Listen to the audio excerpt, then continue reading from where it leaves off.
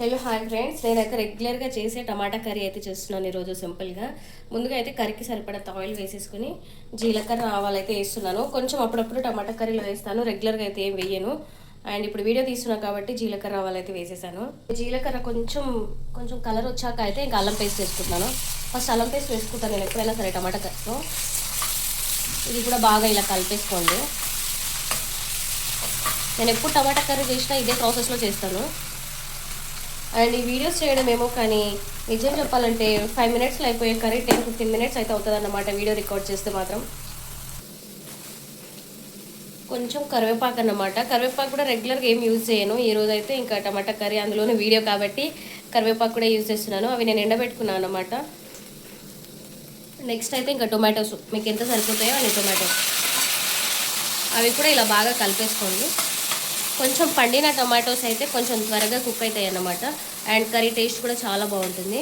And ఇంకొకటి మీరు గమనించారా, అసలు టమాటాస్కి ఎక్కువ రేట్స్ ఉంటాయి కదా, 50 రూపీస్ కేజీ, 100 రూపీస్ కేజీ ఉంటుంది కదా టమాటా.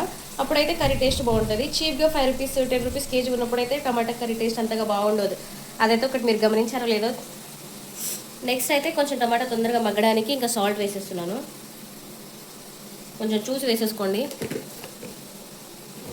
మూత పెట్టేసి మగ్గనిద్దాము ఒక 5 మినిట్స్ అయితే. నేను లో ఫ్లేమ్లో పెట్టాను అండ్ కొంచెం చిన్న స్టవ్ మీద చేస్తున్నాను అన్నమాట కింద. అండ్ కొత్త కెమెరా స్టాండ్ తీసుకున్నాను. ఎలా వస్తుంది వీడియో క్లారిటీ అనేది అయితే ఇక్కడ చేస్తున్నాను ఈ వీడియోలో. ఇదే ఫస్ట్ వీడియో, ఈ కొత్త కెమెరా స్టాండ్ తీసుకొని ఫస్ట్ వీడియో రికార్డ్ చేస్తున్నాను ఈరోజు. ఒకసారి ఓపెన్ చేసి చూద్దాము. కుక్ అయిపోయి ఉంటుంది మొత్తానికి. 50% అయితే టొమాటోస్ కుక్ అయిపోయినాయి అన్నమాట.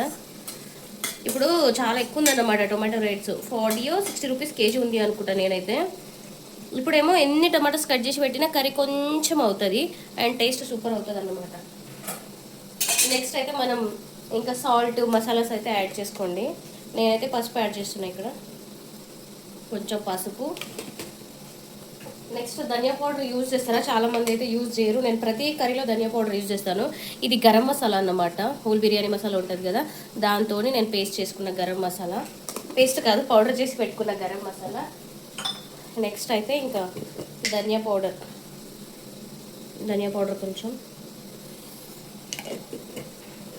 ఇంతే. ఇంకా లాస్ట్ అయితే ఇంకా నేను కారం వేసేసి ఇంకా కర్రీ కలిపేస్తే సింపుల్గా అయిపోతుంది. టమాటా కర్రీ పెద్ద ప్రాసెస్ ఏం అవసరం లేదు.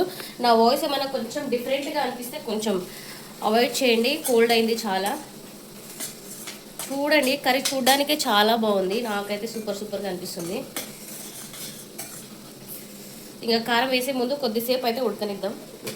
మీ కర్రీకి సరిపడంత కారం వేసుకోండి. నేను కూడా నా కర్రీకి అండ్ నా కారానికి టేస్ట్ తగ్గ కారం వేసుకుంటున్నాను. మీరైతే చూసి వేసేసుకోండి.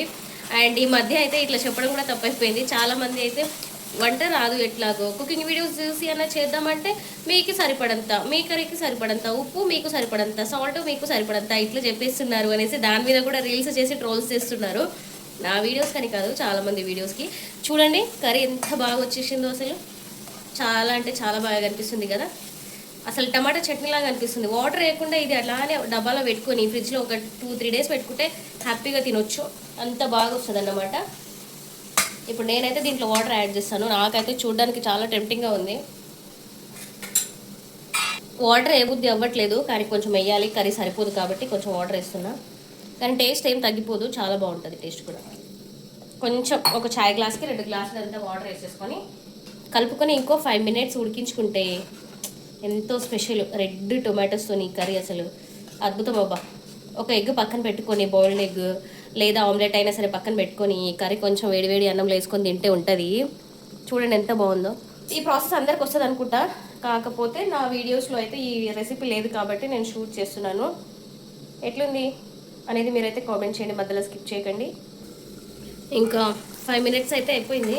వా చాలా టెంప్టింగ్గా ఉంది. ఆయిల్ కొంచెం ఎక్కువైపోయింది, ఏమనుకోకండి. నేను ఇంత ఆయిల్ ఏ కర్రీలో వాడను, కాకపోతే చూడడానికి బాగుంటుంది, ఇంకేం చేస్తాము. కానీ కర్రీ మాత్రం చాలా టెంప్టింగ్గా ఉంది. ఇంకా నేనైతే తినేస్తాను. అండ్ మీకు ఈ వీడియో ఎలా అనిపించిందో ప్లీజ్ కామెంట్ చేయడం అయితే మర్చిపోకండి. బాయ్.